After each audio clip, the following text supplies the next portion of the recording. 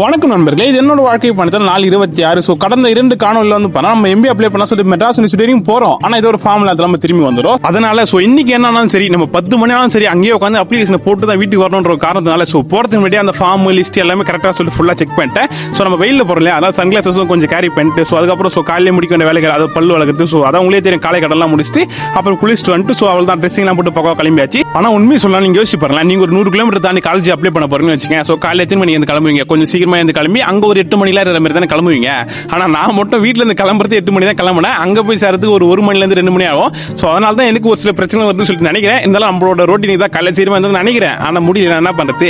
So அதுக்கப்புறம் வீட்டுல இருந்து கிளம்பி சோ அப்படியே ரயில்வே ஸ்டேஷனுக்கு போயாச்சு. அங்க போய் பார்த்தா காலியா இருக்கு, ஒரு எக்ஸ்பிரஸ் மட்டும் தான் போச்சு. ஆனா உண்மையை சொல்லணும்னா நான் டிக்கெட் எடுத்து திரும்புறேங்க, அந்த 100 அழுவில் வந்து போனா தொடர் வண்டி மிஸ் பண்ணிட்டோம். சோ அடுத்த தொடர் வண்டி எப்போ சொல்லி செக் பண்றப்போ அது 1/2 மணி நேரம் ஆச்சு. சோ அதற்கு என்ன பண்ண சொல்லி தெரியாம சோ உட்காந்துருந்தோம். அதுக்கப்புறம் நம்மளும் வந்து போற மெட்ராஸ் யூனிவர்சிட்டி வந்துட்டு உள்ள போயிட்டு மாசம் என்ட்ரி கொடுத்துட்டு மணி தேத்தி விட்டீங்களா, இந்தாங்க ஃபார்ம் கரெக்டா சொல்லி பாருங்க பாருங்க. அவங்க கரெக்டா மூச்சை பார்த்தாங்க, அது அன்னைக்கே வந்தா இவ்வளவு வேலை இல்லையா சொல்லி இருந்தாங்க.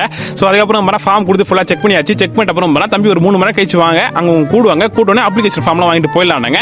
சோ 3 மணி வரைக்கும் என்ன பண்ண தெரியல, ஆல்ரெடி பார்த்து சமாஜா பார்த்துட்டு அதுக்கப்புறம் அங்க ஸ்டேடியம் இருக்குல்ல, அந்த ஸ்டேடியம் எல்லாம் பார்த்துட்டு அதுக்கப்புறம் லைட்டா பசிக்கிற மாதிரி இருந்துச்சு. சோ எங்க போறதுன்னு தெரியல, அப்படியே பீச் சைடு உள்ள போலாம் சொல்லிட்டு பார்த்தா வெயிலும் சரியான வெயில். சோ உள்ளே இறங்க முடியாது, ஏன்னா நம்ம ஷூ வேற போட்டு இருக்குமா, மண்ணு ஃபுல்லா ஏற சொல்லிட்டு நம்ம வெளியே உட்காந்து ஒரு கடை ஒன்று இருந்துச்சு, அங்க ப்ரான் சிக்கன் ரைஸ் ஆர்டர் பண்ணேன். அதுக்கப்புறம் சில்லி சிக்கன் ஆர்டர் பண்ணேன். சாப்பிட்றப்போ அந்த அளவுக்கு நல்லா இல்ல, ஒரு மாதிரி ஆயில தான் இருந்துச்சு. ஆனா ரேட்டு கடை மாதிரி பகீர்னு ஆச்சுங்க, 370 ரூபாய் சொல்லிட்டான். சோ அதுக்கப்புறம் வந்து பாத்தா அந்த காலேஜுக்கு வெளியே வந்து ஒரு இடம் ஒன்று இருந்துச்சு, அதாவது அப்ளை பண்றவங்க உட்காந்து இது பண்றதுக்கு.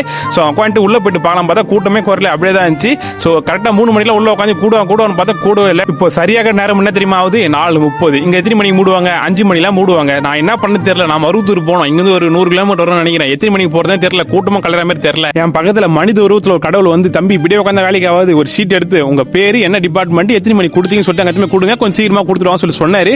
நான் கொடுக்கலாம் சொல்லிட்டு போன பாருங்க, தம்பி கூட்டமாக இருக்குப்பா, எல்லாம் கூட்ட கழிஞ்ச அப்புறம் வாங்கினாங்க பாருங்க. நானும் கூட்டெல்லாம் கழிஞ்ச அப்புறம் போயிட்டு சார் ஃபார்ம் பண்ண பாருங்க, என் ஃபார்ம்லாம் தேடி கண்டுபிடிச்சி கொடுத்தாங்க. அந்த டைம் தான் 6 மணி ஆயிடுச்சு. ஸோ அதுக்கப்புறம் ஸோ எக்மோர் வந்துட்டு அங்கே எக்ஸ்பிரஸ்ல ஏறினா, நான் ஏறி உட்காந்து 6, அவனுக்கு எடுத்தது 7, நான் இங்கே செங்கல்பட்டு வந்து சேர்ந்தது 8. அதன் பிறகு செங்கல்பட்டுல இருந்து ஸோ மதுரை வரைக்கும் பஸ்ல போயாச்சு. இதுல ஒரு பிரச்சனை என்னன்னா, ஸோ 8 மணிக்கு மதுரை நம்ம ஊருக்கு பஸ்ஸே கிடையாது. ஸோ அதனால நம்ம நண்பர்களுக்கு ஃபோன் பண்ணி வர சொல்லியிருந்தேன். அதுக்கப்புறம் வந்துட்டானுங்க. இதுல பிரச்சனை என்னன்னா, வண்டியை ஓட்டு வந்தது புலவருக்கு வண்டியை ஓட்ட தெரியாது. இது நான் நந்தே வீட்டுக்கு போடணுன்ற மாதிரி ஆயிடுச்சு. ஸோ அதுக்கப்புறம் வேற வழி இல்லாம தமிழ் ஓட்டுறான்னா அதுக்கப்புறம் அங்கேயே போயிட்டு ஸோ நம்ம வர நைட்டு எத்தனை மணி இருக்கும், ஒரு 9 மணி இருக்கு நினைக்கிறேன். 3 மணிக்கு வந்துருக்காங்க. அதனால வண்டிக்கு பெட்ரோல் போட்டு விட்டாச்சு. அவ்வளவுதான், நம்ம வாழ்க்கை இப்படி தான் போச்சு. ஸோ மறக்காம சர்ப்ரைஸ் பண்ணி விட்டுருங்க.